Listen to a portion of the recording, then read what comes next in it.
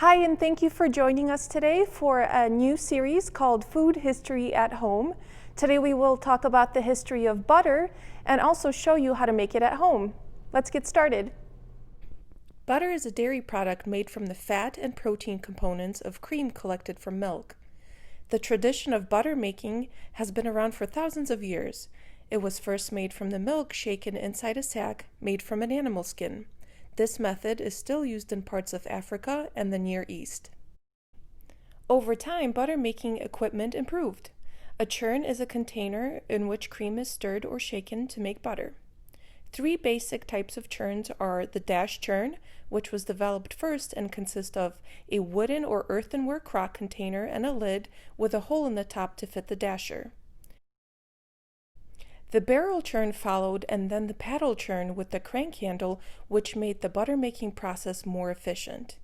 Here is an example of a paddle churn from our collection from the 1920s.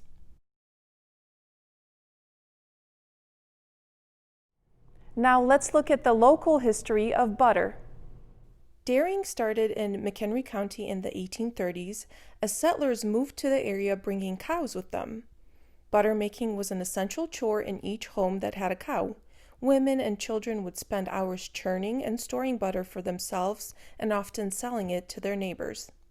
Towns came into being around the middle of the century, and their residents relied on local farmers to supply them with dairy products, so farmers added more dairy cows to their herds. As a result, by 1884, McHenry County had 53 creameries that were located throughout the county. Creameries are places where milk and cream are processed and butter and cheese are produced. Conditions changed with the expansion of railroads into the county. This reduced transportation time to major cities, and fresh milk began to be marketed. The changeover from butter and cheese making to bottling and shipping milk came about 1889 to 1890. Big companies decided it would be more efficient to build processing plants right in McHenry County. Borden's was the first and started a plant in Hebron in 1902 and continued operation until 1960. By 1900, more than half of the butter produced in the United States was factory-made. Butter also continued to provide extra income to farm families. They used wood presses or molds with carved decorations to press butter into pucks or small bricks to sell at nearby markets and general stores. Here are a few examples of butter molds that we have in our collection. Notice the beautiful carved designs that would decorate and shape the butter. The decoration identified the farm that produced the butter. Now we will go through the process of butter making. If you were a farmer starting from scratch, you would have to first milk your cow and let the milk settle in a cool place. After some time, cream, which is made of tiny fat molecules, would rise to the top of the milk. This cream would be skimmed off and put in the churn. We will save some time and use store-bought cream that was brought to room temperature and make the butter using a jar and also a modern paddle churn. I wonder which one will work better. Through agitation or stirring, the fat molecules get shaken out of position and clumped together. After lots of churning, shaking, or mixing, almost all the fat molecules have joined together to form a solid we call butter. How long this process takes depends on factors like the temperature of the jar, room temperature, and the equipment you are using, and the quality of the cream.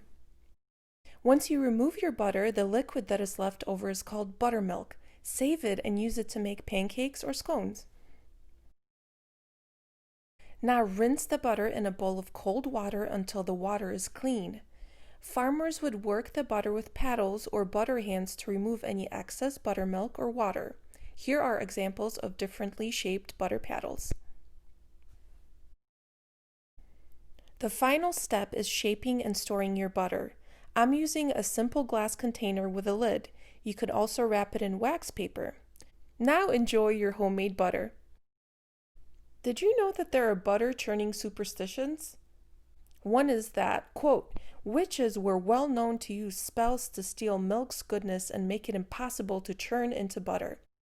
Fortunately, this could be remedied by a standard counter charm by plunging a red-hot poker into the churn. Luckily, no spells were cast today and we were able to make butter successfully. Join us in 2 weeks to learn about the rich history of cookies. We would like to thank our members for making online educational programming like this possible. Please consider becoming a member. Thank you and see you soon.